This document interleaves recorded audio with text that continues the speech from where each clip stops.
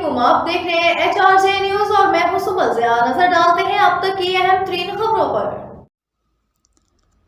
اٹک خبر شامل کرتے ہیں اپنے بیورو چیف طیب عوان سے۔ پاکستان زندہ باد موومنٹ کے مرکزی چیئرمین چودھری محمد اسرار خان اور مرکزی صدر سید ذاکر شاہ آفریدی کی خصوصی ہدایت ڈسٹرکٹ کرنگی میں ایک پروقار تقریب کا انعقاد کیا گیا، جس میں سماجی شخصیات نے بھرپور شرکت کی۔ مہمان خصوصی جناب سربلند خان، جناب شیر علی خان، جناب محب وطن یوسف پاکستانی، جناب جمشید انصاری، ساجد سواتی، طاہر عثمان، آنچ نیوز کے CEO راجہ ریاض، جنید خان، مرزا عادل بیگ، محمد ثاقب اور دیگر مہمانان خصوصی نے شرکت کی۔ پروگرام کا انعقاد قرآن کریم کی تلاوت سے شروع کیا گیا۔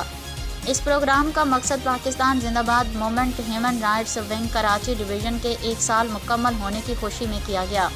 پاکستان زندہ باد movement human rights wing Karachi division کے مختلف ڈسٹرکٹ میں کام کر رہی ہے۔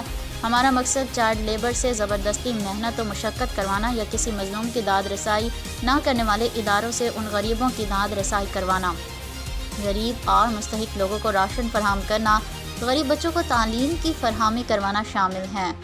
چیئرمین کراچی ڈویژن محمد اویس ندیم۔ پاکستان زندہ باد موومنٹ ہیومن رائٹس ونگ نے جس طرح 1 سال میں محنت کر کے اس تنظیم کو بحال کیا ہے۔ اہم خبریں آپ نے جانی، مزید خبروں اور اپڈیٹس کے لیے دیکھتے رہیں HRJ نیوز۔